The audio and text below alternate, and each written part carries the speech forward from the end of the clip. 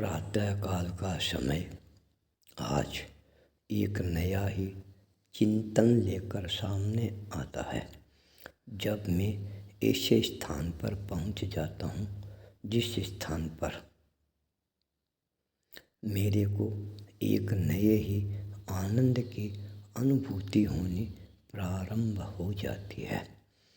आज मैं आचार्य नीरज के आश्रम में नीरज धाम में प्रवास कर रहा था। प्रातःकाल का समय उठते ही आकाश से गड़गड़ाहट होनी प्रारंभ हो जाती है।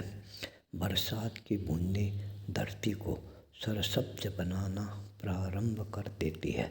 चारों तरफ हरियाली ही हरियाली का वातावरण है, वह नज़र आना प्रारंभ हो जाता है। आँख खुलते ही सामने हरियाली को देखते ही अपने आप भीतर की हरियाली है वह मेरे को नज़र आने प्रारंभ हो जाती है।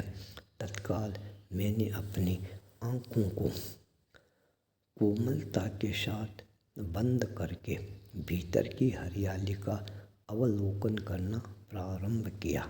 जब मैं अपने आप को ध्यान अवस्था में अवस्थित करना प्रारंभ कर देता हूँ तब मेरे को यह अनुभूति होनी प्रारंभ हो जाती है, बाहर की जो हरियाली है वह मेरे भीतर में धीरे धीरे प्रवेश कर रही है। मेरे अंतःकरण को बिल्कुल हरा भरा बना चुकी है। ध्यान की गहराइयाँ मेरे जीवन को एक नया उन्मेष पैदा करने वाली बन जाती है।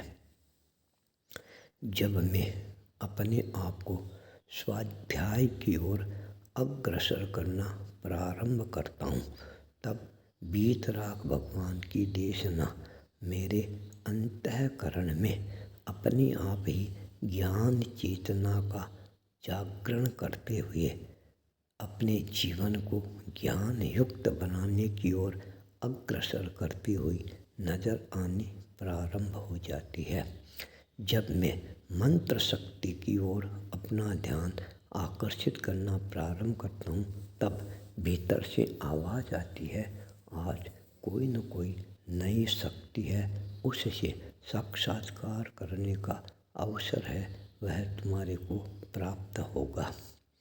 जब मैं आसन प्राणायाम योगा के द्वारा अपने शरीर के आलस्य को तिलांजलि देना प्रारंभ कर देता हूँ तब अपने आप ही जीवन में एक नई भावनाएं जागृत होती है। वह भावना थी अंतःकरण की शुद्धि की भावना। प्रतिक्रमण की क्रिया प्रारंभ होती है।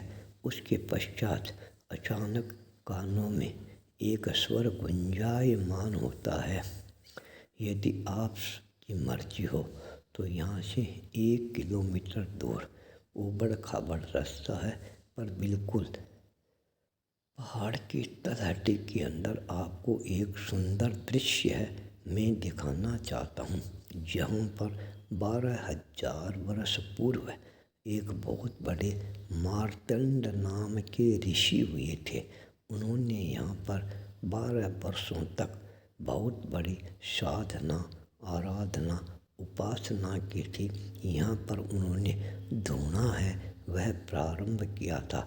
उस धुएं से काला काला जो धुआं निकलता था वह धुआं वहीं जंगल के अंदर एक जगह पर एकत्रित होना प्रारंभ हो जाता है। धीरे धीरे वहाँ पर धुएं का पहाड़ है उसका निर्माण होना प्रारंभ हो जाता है। उस साधक के शक्ति और साधना से अपने आप ही पत्थर पहाड़ को फोड़कर मार्तोंड माता है वह प्रकट होती है, साक्षात दर्शन देती है, उसकी साधना का वर्धापन करना प्रारंभ कर देती है। यह स्वर मेरे भीतर में अपने आप ही एक नई हलचल मचाने वाला बन जाता है। भीतर से आवाज़ आती है, मेरी यात्रा मेरे अनुभव कब सार्थकता लिए सिद्ध होंगे जब तुम ऐसे स्थान की यात्रा करोगे। अपने जीवन में होने वाले अनुभवों को जब प्रस्तुत करोगे तब अपने आप ही जनता को यह पता लगेगा। काष्ठ का आकार ग्रहण करना प्रारंभ कर देती है। थोड़े समय में ही उन मोतियों का रंग है वह काले कलर के रूप में परिवर्तित हो जाता है, बेजंती की तरह बिल्कुल काला और चमकदार। जितना जितना उनको हम अपने हाथों से रगड़ेंगे उसके अंदर और ज़्यादा नई चमक है वह आने प्रारंभ हो जाएगी। कालापन और ज़्यादा गहरा बनना प्रारंभ हो जाएगा। शनिवार के दिन इस तरह के मोतियों का मिलना और उसको धारण करना यह भी अपने आप के अंदर बहुत बड़ा अनुभव हमारे जीवन में हमारे को प्राप्त हो जाता है। बहन मंजू जिसने ये सारा दायित्व का निर्वहन किया, आज हमारे को अनेकों व्यक्तियों के साथ संपर्क करने का भी अनुभव हुआ। उनके जीवन में किस तरह से श्रद्धा का जागरण होता है। खोल वाले हनुमान जी का मंदिर पहाड़ियों में है, बहुत ही प्रसिद्ध मंदिर है। उस मंदिर के ट्रस्टी टीकेवाल परिवार के साथ भी संपर्क करने का अनुभव मिला। उन्होंने अपने जीवन के अनेकों प्रकार के हनुमान जी के मंदिर के प्रति अपने अनुभव है वो हमारे को सुनाने के प्रयास किए। हमने भी हमारे जो उंद्रासर बालाजी के हमारे जीवन के अनुभव हैं वो भी हमने सुनाने प्रारंभ किए। आचार्य अरविंद मुनि का जीवन है वह भी मेरे लिए नई प्रेरणा प्रदान करने वाला बन जाता है।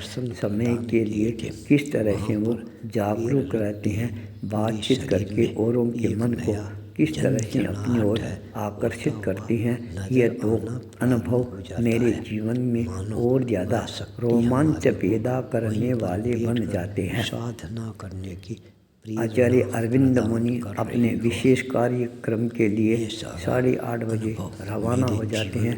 300 व्यक्तियों की उपस्थिति में बहुत विशाल कार्यक्रम संपन्न होता है। राज्यपाल के आमंत्रण पर कलराज मिश्रा के पूरा जंगल का राज्यपाल भवन में 25 मिनट तक वार्तालाप का अवसर है उनको प्राप्त होता है।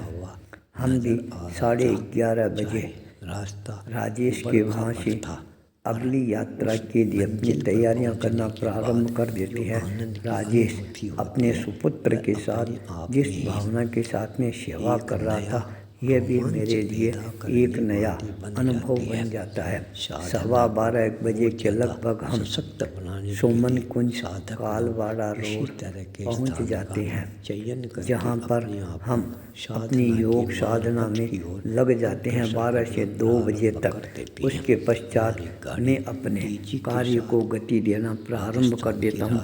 2 बजते ही श्री बोथरा बालाजी धाम मेवाड़ ट्रस्ट मंडल के अध्यक्ष महेंद्र जी कोठारी का कलकत्ता से संवाद मिलता है। मैं अभी अपने घर से चलकर विमानतल पर पहुंच गया हूँ। मेरी फ्लाइट है 2:05 बाद में उड़ने वाली है। 4 बजे मैं जयपुर पहुंच जाऊंगा। 5 बजे तक आपके चरणों में पहुंच जाऊंगा। मैंने कहा कोई बात नहीं है, चिंता की बात नहीं, आप आराम से पहुंच जाओ। हम इंतज़ार करना प्रारंभ करते हैं। मौसम अनुकूल नहीं होने के कारण हवाई जहाज है वह भी थरथराना प्रारंभ कर देता है, गोते खाना प्रारंभ कर देता है। पर 1 घंटे लेट वह विमानतल पर उतर जाता है। महेंद्र जी कोठारी का आगमन हो जाता है। आचार्य अरविंद मुनि का भी पदार्पण हो जाता है। और आज हमारे को मेरी यात्रा मेरी अनुभवों के साथ मेरे श्रद्धा के केंद्र बिंदु के रूप की सिरियारी आचार्य भिक्षु निर्वाण स्थल की ओर जाने के मन में भावना बनी हुई थी। उस भावना को साकार रूप देने के लिए हम तैयारियां करना प्रारंभ कर देती हैं। सिरियारी में मेरे लिए और कोई आकर्षण नहीं है, एकमात्र जो आकर्षण है वह आकर्षण है आचार्य भिक्षु का वह स्मृति स्थल जहाँ पर अंतिम संस्कार संपन्न हुआ था, उस स्थान पर पहुंचकर अपने आराध्य को याद करना, उनके गुणों का स्मरण करना, उनके गुणों से अपने जीवन के अंदर नए नए अनुभव प्राप्त करना। इसलिए आज हम सिरियारी यात्रा के लिए अपने आप को तैयार करके उस दिशा में आगे बढ़ाने के लिए तैयारियां कर रहे हैं। आचार्य भूपेंद्र।